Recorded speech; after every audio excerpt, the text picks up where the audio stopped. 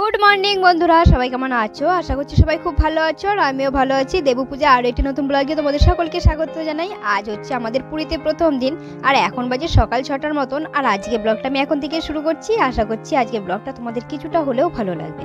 তাহলে বন্ধুরা চলো আজকে ব্লগটা শুরু করা যাক। সকাল সকাল সবাই মিলে রেডি হয়ে বেরিয়ে পড়েছি বিচে যাওয়ার জন্য। আর আমরা যে রুমটায় ছিলাম সেইখান থেকে বিচটা কিন্তু অনেকটাই কাছে। দেখো আমরা বিচে পৌঁছে গেছি আর কত সুন্দর লাগছে দেখো দেখতে। আর সকালের দৃশ্যটা খুব সুন্দর লাগছিল, কত সুন্দর মনোরম দৃশ্য, বেশ ভালো লাগছিল। কিন্তু বিচের চারদিকে দোকানগুলো দেখো সব এখন বন্ধ রয়েছে, সব রাত্রেবেলায় খোলা হবে। তবে সকালবেলায় যে দোকানগুলোতে চা বিক্রি হয় সেগুলো খোলা আছে, আর এমনি সকালে জলখাবার যেগুলোতে বানানো হয় সেগুলো খোলা আছে। যে ঘাটটা এসেছিলাম সেটা ছিল স্বর্গদ্বার ঘাট। পুরীর এই স্বর্গদ্বার সম্বন্ধে কারোরই কিন্তু অজানা নয়। আমরা চলে এসেছিলাম সমুদ্রের জলের পাশে, আর কত সুন্দর ঢেউগুলো লাগছে দেখো। আর এখন যেহেতু জোয়ার চলছে তাই ঢেউগুলো অনেকটাই বড় বড়। এই সময় কেউ স্নান করতে নামে না, তবুও অনেকেই কিন্তু নেমে যায় এই সময় স্নান করতে। জানো তো বন্ধুরা, আমি যখন দীঘাতে গেছিলাম তখন বর্মশাই বলছিল যে এইখানে যে সমুদ্রটা দেখছো পুরীতেও কিন্তু এই একই সমুদ্র, তবে এইখানে ঢেউটা অনেকটাই কম আর পুরীর ঢেউটা কিন্তু অনেকটাই বড়। তখন আমি বিশ্বাস করতে চাইনি, আমি ভাবলাম যে দু জায়গার সমুদ্র যখন একই হবে তাহলে ঢেউ বড় ছোট হবে কিসের জন্য। দিয়ে যখন আসলাম তখন আমি বুঝতে পারলাম সত্যিই তাই, এখানে ঢেউটা কিন্তু অনেকটাই বড়। এই ঢেউটা স্নান করতে কিন্তু অনেকটাই মজা। দীঘার ঢেউটা যেমন ছোট ছোট, অতটা স্নান করে মজা নেই। আর ওখানে জলটা কিন্তু অনেকটাই নোংরা, কিন্তু এখানে জলটা কিন্তু অনেকটাই পরিষ্কার। আর আমি তো অপেক্ষা করে আছি কখন 8টা-9টা বাজবে, তাড়াতাড়ি এসে স্নান করতে নামবো। আর অপেক্ষা কিছুতেই করতে পারছি না। দেখতে পাচ্ছ দুজন লোক স্নান করতে সকাল সকাল নেমে পড়েছে। যদিও ওরা বেশি দূর যায়নি, তবে যেখানটায় বসেছে এইখানটাতেই অনেকটা ঢেউ আসে। দিকে দেখো দিদি আবার বসেছিল সমুদ্রের জল মাথায় নিয়ে প্রণাম করবে, কিন্তু এত জোরে ঢেউ এসেছে ভয় আবার উঠে চলে এসেছে। বলতো অতনু দিদি আর জামাইবু এই প্রথমবার সমুদ্রে এসেছে, তো তাই সমুদ্রের ঢেউ দেখে প্রচুর পরিমাণে ভয় লাগছিল। কালকে রাত্রে আমরা যখন এসেছিলাম তখন তো আমি জলে পা নিয়ে বসেছিলাম, আর তার সাথে সুবীর আর রতনু ছিল। আর এদিকে দিদি আর জামাইবু প্রচুর চেঁচাচ্ছিল, বলছিল যে ঢেউয়ে নিয়ে পালিয়ে যাবে ভেতরে। আমরা দিদি আর জামাইবুকে বুঝাচ্ছিলাম এইটুকু ঢেউয়ে কিছুই হবে না, আমরা তো পাড়ে রয়েছি তাই কিছুই করতে পারবে না। যখন প্রথমবার সমুদ্রে এসেছে সবারই কিন্তু এরকম ভয় লেগেছে। প্রথম এরকম ভয় লাগে, তারপর আস্তে আস্তে ভয়টা কেটে যায়। আমিও যখন প্রথমবার গিয়েছিলাম সমুদ্রে তখনও কিন্তু আমার প্রচুর পরিমাণে ভয় লাগছিল। তারপর বর্মশাই ধরে ধরে আমাকে নিয়ে গেছিল, তারপর আমার ভয়টা কেটে গেছে, এখন তো কোনো ব্যাপারই না। দিকে দেখো যতই বেলা বাড়ছে ততই সবাই আসছে স্নান করতে। আর এখানের মধ্যে অনেকেই কিন্তু স্নান করতে আসেনি, সবাই পাড়ে বসে বসে দেখছিল। কিন্তু এত পরিমাণে ঢেউ ছিল অনেককে ভিজিয়ে দিয়েছে, তাই তারা আবার কি করবে, স্নান করতে নেমেই পড়েছে। আমরা সবাই মিলে সমুদ্রের মাঝে ছবি তুলে নিলাম। আমরা তো সবাই মিলে ঘুরতে এসেছি, ছবি না তুললে হয় না, কি স্মৃতি হিসাবে এটাই সারা জীবন থেকে যাবে। আমি আর বর্মশাই দুজনে মিলে সমুদ্রের পাড়ে রিলস বানানোর জন্য ভিডিও বানাচ্ছিলাম। আর এরই মধ্যে দেখো ঢেউ এসে আমাদের দুজনকেই ভিজিয়ে দিয়ে গেল।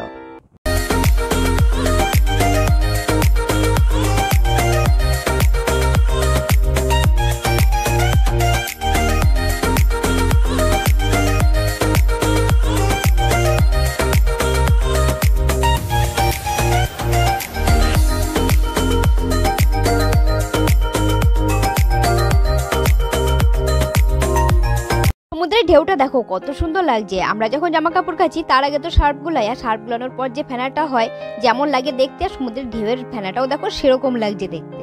দেখো অতনুর মা দুজনে মিলে সমুদ্রের পাড়ে দাঁড়িয়ে ছবি তুলছিল। তারপরে এত জোরে ঢেউটা এসেছে দুজনকেই একদম কোমর পর্যন্ত ভিজিয়ে দিয়েছে। ঠিক দেখো আমরা মোটামুটি সবাই ভিজে গেছিলাম, শুধু জামাইবুই ভিজেনি। জামাইবু বলছিল যে আমাকে কিছুতেই ভিজাতে পারবে না। তারপরে দেখো কত বড় ঢেউ এসে জামাইবুকেও ভিজিয়ে দিয়েছে। আর আমরা তো ভিজে গেছিলাম, তাই আমাদের যত বড়ই ঢেউ আসুক কোনো অসুবিধা ছিল না। আমি এরকম ভাবে দাঁড়িয়ে সমুদ্রটাকে উপভোগ করছিলাম, আর এদিকে ভাবছিলাম যে কখন যে আসবো সমুদ্রে স্নান করতে। আর এদিকে যতই সময় যাচ্ছে ততই যেন লোকজন বেশি হচ্ছে। আর আমরা যখন এসেছিলাম তখন কিন্তু অতটাও লোকজন ছিল না। তাহলে ভাবছো তো আমরা কত সকাল সকাল আজকে উঠে পড়েছি। আমার তো আবার এদিকে স্নান করতে দেখে কিছুতেই আর ধৈর্য ধরছে না, শুধু ভাবছি কখন যে স্নান করতে আসবো, কিছুতেই ভালো লাগছে না। আর কিছুতেই যেন টাইমটাও পার হচ্ছিল না। আর শুধু আমার নয়, তার সাথে সাথে সুবীর অতনু দুজনেরই এরকম হচ্ছিল। আমরা সবাই মিলে উপরে এসে পুরি ঘুগনি আর চপ খেয়ে নিলাম। সকালবেলায় পৌরসভা থেকে ছেলে আর মেয়েরা চলে এসেছিল চারদিকে ডাস্টবিন পরিষ্কার করার জন্য। আর তার সাথে একটা লম্বা ঝাড়ু এনেছিল, আর সেটা দিয়ে চারদিকে পরিষ্কার করছিল। এখানে দেখো ডাবগুলো বিক্রি করার পর ডাবগুলো এরকম ভাবে বস্তায় ভরে রেখে দিয়েছে। এইগুলো দিয়ে যে কি করবে সেটা জানি না, আর অনেকগুলো বস্তার ভিতরে এরকম ডাব ভরে রেখে দিয়েছে। তারপরে আমরা রুমে চলে এসেছিলাম, আর রুমে এসে আমি আবার ঘুমিয়ে গেছিলাম। অনেক সকাল সকাল উঠা হয়েছে তো তাই প্রচুর পরিমাণে ঘুম পাচ্ছিল, তাই আবার শুয়ে পড়েছি। আর এদিকে আবার অতনুর আজকে জন্মদিন ছিল। আর এদিকে বর্মশাই দিদি আর বর্মশাইয়ের বন্ধু তিনজনে মিলে গেছিল দোকানে। আর এখান থেকে দেখো কেক নিয়ে এসেছে, বেলুন সবকিছু এখান থেকেই কিনে নিয়ে এসেছে। তনু কিন্তু জানতো না ওর জন্মদিনটা এইভাবে পালন করা হবে। আর আমার তো মনে ছিল ওর জন্মদিনটা, আমি তো সকালবেলাতেই ওকে উইশ করে দিয়েছি। তারপরে এবার সবার মনে পড়েছে আজকে তো অতনুর জন্মদিন, তারপরে এইভাবে সারপ্রাইজ প্ল্যানটা করা হয়েছে। আর আমি ঘুমাচ্ছিলাম, তখন বরমশাই ফোন করেছিল, আমাকেও নিয়ে যাবে বলেছিল কেক কেনার সময়। আর তখন আবার সুবীর ফোনটা ধরেছে, আর সুবীর ফোনটা ধরে আমাকে বলেনি যে কাকা ফোন করেছে, কাকা যেতে বলেছে। ও শুধু বলছে যে কাকা যেতে বলেছে, কাকা হচ্ছে ওর বন্ধুর রুমে আছে। আমি যে কেন যেতে বলেছে বলছে জানি না কিসের জন্য। আর আমি তো তখন ঘুমের ঘরে ছিলাম, তাই অতটা বুঝতেও পারিনি, তাই আমি তখন সেটা মিস করে গেছি, তাই আমি আর যেতে পারিনি। ওরা সবাই মিলে কেক নিয়ে তারপর রুমে ঢুকলো। আমরা সবাই মিলে অতনুর জন্মদিনটা পালন করলাম। আর আমাদের সাথে ছিল বরমশের বন্ধু, বন্ধুর বউ আর মেয়ে। Day to Atunu, happy birthday to you, happy birthday to you Atunu. ওটা অটোমেটিক লিখবে, হ্যাঁ ওটা নে, ওটা হ্যাঁ দাদা পরে কাটবে, ওটা নিবুক তারপরে হ্যাঁ পুরো পুরো ঠিক আছে। ওটা ফলস, ওটা উড়িষ্যার তো এরকমই হয়। চাপ নে চল, ওটা নেবা, ওটা নেবা। Happy birthday to you, happy birthday Atanu. তোর বাবা আর মা আগে। বাহ দাদা, হ্যাঁ তুই খানি খা, তা খাওয়ালো না কিন্তু তোর মা এটা। এটাও তোরা খাওয়াই না কিন্তু, এবার তুই নিয়ে নে, সবাই খাই দে।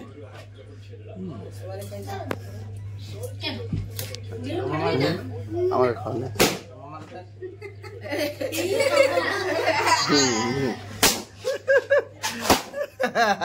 খাওয়ানোর থেকে গালে লাগাই মজা বেশি নাকি, কিন্তু আমারও লাগাস না কেউ।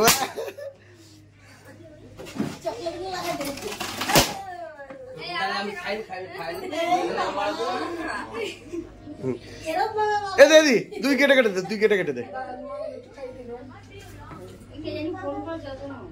হ্যাঁ বাস ঠিক আছে, তোর মা তো ইয়ে কর, এই তুই এবার খাই খাই দে। হ্যাঁ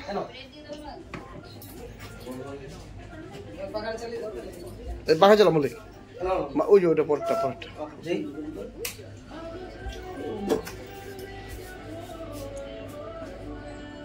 ওরকম করে খাইলা হয় নাকি? আমার লাগে তোর মা বলি যা, তোর মা বলি যা, ভালো লাগে। কাটা হয়ে যেতেই তারপরেই দেখো অতনুর মুখে কত সুন্দর ক্রিম দিয়ে মেকআপ করে দিচ্ছি। আর তার আগে দেখো আমার মুখটার অবস্থা কি করেছে, পুরো ক্রিম দিয়ে ভর্তি করে দিয়েছে। তাই অতনুকেও বললাম যে তুমি চুপচাপ বসো, আমি একটু মেকআপ করে দিই। আর ও দেখলাম চুপচাপ বসে পড়লো, আমি একটু মেকআপ করে দিলাম ক্রিম দিয়ে। আর এরপর আমরা সবাই মিলে চলে যাবো স্নান করতে। এসেই আমরা সবাই মিলে চলে এসেছিলাম খাওয়া দাওয়া করতে। আর তারপরেই দেখো পান্ডা চলে এসেছে, আমরা কালকে সবাই মিলে যাব জগন্নাথ দেবের দর্শন করতে, আর তার সাথে পুজোও দেবো। আর ওখানে আবার পুজো দিতে গেলে পান্ডা ছাড়া হয় না, তাই পান্ডা চলে এসেছে, সবার নাম লিখছিল কে কে পুজো দেবে। তারপরে আমরা রুমে চলে এসেছিলাম। আর আজকে সমুদ্রে স্নান করে হাঁটুর কি দশা হয়েছে দেখো। বিকেল হতে না হতেই সবাই মিলে রেডি হয়ে গেছিলাম বিচে যাওয়ার জন্য। দেখো বিচে চলে এসেছি, চারিদিকটা কত সুন্দর লাগছে দেখতে, আর কত উট দেখেছো। আর এখন থেকে লাইট জ্বালিয়ে দিয়েছে, বেশ সুন্দর লাগছে কিন্তু। আর সমুদ্র থেকে এত সুন্দর ঠান্ডা হাওয়া আসছে, প্রাণটা একদম পুরো জুড়িয়ে যাচ্ছে। দেখো পৌরসভা থেকে ছেলে মেয়েগুলো এখন থেকে চলে এসেছে, কোথাও একটা বোতল প্যাকেট কিছু পড়ে থাকতে দেখলে ওরাই বস্তার ভিতর কুড়িয়ে নিয়ে যাচ্ছে। এই ব্যবস্থাটা কিন্তু খুব ভালো, কোথাও কিন্তু একটু নোংরা হতে পারবে না। টুরটা দেখো কত সুন্দর দাঁড়িয়ে আছে। আগের বারে তো চেপেছিলাম, কিন্তু এইবারে তো চাপবই না, কারণ ওদেরকে দেখে আমার কিন্তু খুবই কষ্ট লাগে। পরে দেখো বরমসের একটা দিদির সাথে দেখা হয়ে গেল। আর এই দিদিটাও কিন্তু ফুল ফ্যামিলি নিয়ে পুরীতে ঘুরতে এসেছিল। আর হঠাৎ করে দেখা হয়ে গেল, তাই একটু গল্প করেই নিলাম। আমরা সবাই মিলে চলে এসেছিলাম সমুদ্রের সন্ধ্যা আরতি দেখতে। সন্ধ্যেবেলা হলে প্রতিদিনের সন্ধ্যা আরতিটা হয়। আর সন্ধ্যা আরতিটা দেখো একদম সমুদ্রের পাশেই হচ্ছে। আর দিকে দেখো কত লোকজনের ভিড়। কিভাবে সন্ধ্যা আরতিটা হয় সেটাও তোমরা একটু দেখে নাও।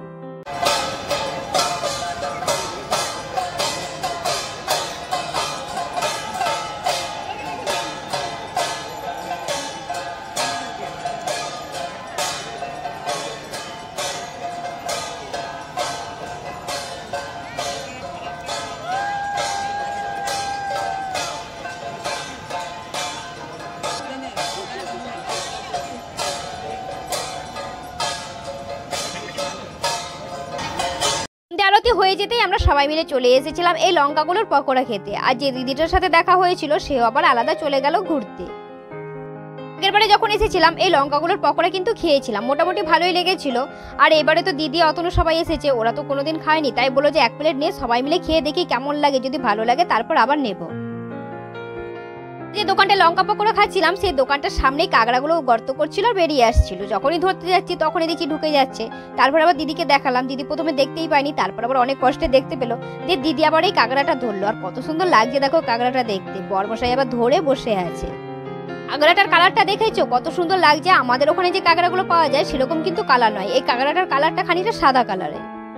আমি আর বরমশাই দুজনে মিলে ছবি তুলছিলাম, আর আমরা দুজনে মিলে ম্যাচিং করে গেঞ্জি কিনেছি। ছবি না তুললে হয় নাকি। আর এই গেঞ্জিগুলো কিন্তু মিশো থেকে কিনেছি, আর আমাদের দেখা দেখি আবার বরমশাইয়ের বন্ধুও কিন্তু একজোড়া কিনেছে। মিলে ছবি তুলেছি ঠিকই, তবে লাভটা পুরো উল্টে গেছে। আমরা যখন ছবি তুলছিলাম অতটাও খেয়াল করিনি, আর এদিকে অতুন আমাদের ছবি তুলে দিচ্ছিল, ও তখন খেয়াল করেনি। তারপরে ঘরে যে যখন ছবিগুলো দেখছি তখন দেখছি দুজনের লাভই পুরো উল্টে গেছে। আমরা দেখতে পেয়ে গেলাম সেই ভাইরাল আইসক্রিম। এতদিন তো ফোনে দেখছিলাম, আর আজকে একদম সামনাসামনি দেখতে পেয়ে গেলাম। আর এই আইসক্রিমগুলোর দাম ছিল এক একটা 90 টাকা করে। তারপরে সুবীর বললো আমি আইসক্রিম খাবো, আর আমি কিছুতেই ঠকবো না। আর আমরা বললাম যে ঠিক আছে তুই যা, দেখি তুই ঠকিস কি ঠকিস না। আর তার সাথে তোমরাও দেখো যে সুবীর ঠগে কি ঠগে না।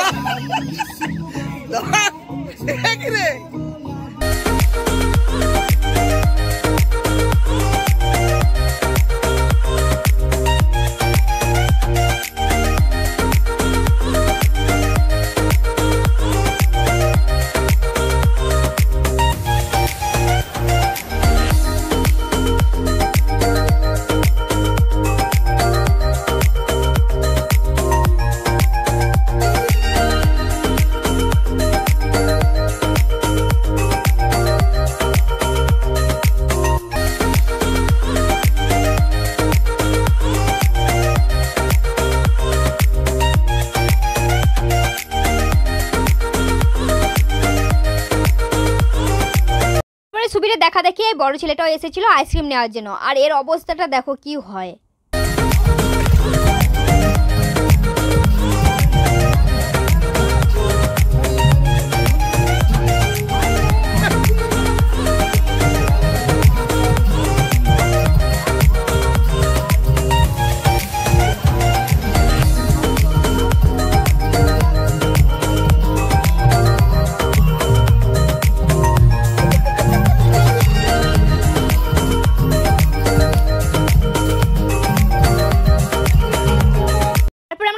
চলে আসছিলাম, আর তখনই দেখলাম বালিতে কত সুন্দর দুর্গা ঠাকুরের মূর্তি করেছে। বেশ সুন্দর লাগছিল কিন্তু দেখতে। আর এই ছবিগুলো কিন্তু কাউকে তুলতে দেয় না, আর ছবি তুলতে গেলে কিন্তু টাকা দিতে হয়। তবু আমরা লুকিয়ে লুকিয়ে একটু ভিডিও করে নিয়েছিলাম। তারপরে দেখো 4টে মেয়ে উটের পিঠে চেপেছিল, আর 4 জনের ড্রেস ছিল একদম পুরো সেম, শুধু কালারটাই আলাদা ছিল। আর আমরা শুধু নিচ থেকে ভাবছিলাম যে আজকে উটটার কি দশা হবে। এই সাইডে দেখো আর একটা মূর্তি করেছিল, আর এটা ছিল কালী ঠাকুরের। কত সুন্দর লাগছে দেখো, কেউ বলবে যে এটা বালিতে তৈরি করা হয়েছে। তারপরে আমরা সবাই মিলে চলে এসেছিলাম চিকেন তান্দুরি খাওয়ার জন্য। আর সবার প্রথমের দোকানটায় ছিল সামুদ্রিক মাছগুলো, তারপরের দোকানটায় ছিল চিকেন তান্দুরি। আর এখানে দেখো চিকেনগুলো কত সুন্দর সাজিয়ে রেখেছে ঝুলিয়ে ঝুলিয়ে, বেশ সুন্দর লাগছে কিন্তু দেখেই তো এখন থেকে লোভ লাগছে। আর চিকেন তান্দুরিটা কিভাবে বানায় তোমরাও সেটা একটু দেখে নাও।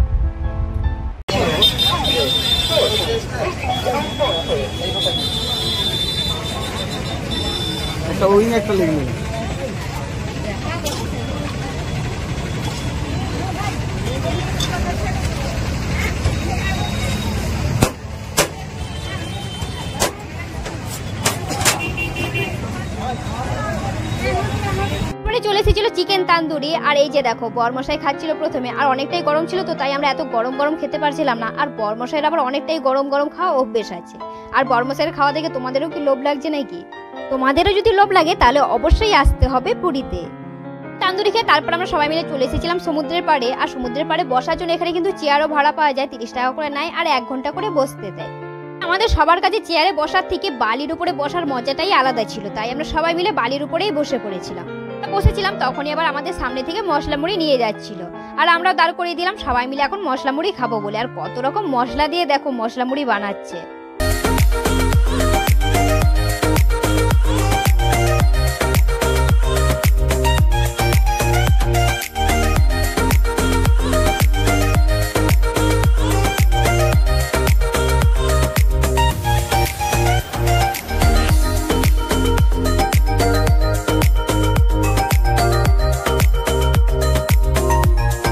আমরা সবাই মিলেই মাসিটার কাছ থেকে একটা করে ডিম সিদ্ধ খেলাম। আর এই মাসিটা দেখছিলাম অনেক কষ্ট করে ঘুরছিল চারদিকে ডিম সিদ্ধ বিক্রি করার জন্য। আর আমরা ভেবেছিলাম হয়তো ডিমগুলো গরম নেই, তারপরে দিলাম যে না, অনেকটাই গরম আছে ডিমগুলো। তারপরে আকাশে দেখতে পেলাম কত সুন্দর চাঁদ উঠেছে দেখো, আর চাঁদটা দেখে মনে হচ্ছে কত সুন্দর উঁকি মারছে। গল্প আড্ডা দিতে দিতে অনেকটাই রাত হয়ে গেছে। এরপর আমরা সবাই মিলে ডিনার করে তারপর শুয়ে পড়বো। তাহলে বন্ধুরা চলো, আজকে ব্লগটার বেশি বড় করছি না, এখানে শেষ করছি। আজকে ব্লগটা কেমন লাগলো অবশ্যই কমেন্ট করে জানাবে, ভালো লাগলে একটা লাইক শেয়ার করে দেবে। দেখা হচ্ছে খুবই শীঘ্রই পরবর্তী ব্লগে। ততক্ষণ তোমরা সবাই ভালো থাকবে, সুস্থ থাকবে। আজকের মতন টাটা সবাইকে, গুড নাইট সবাইকে।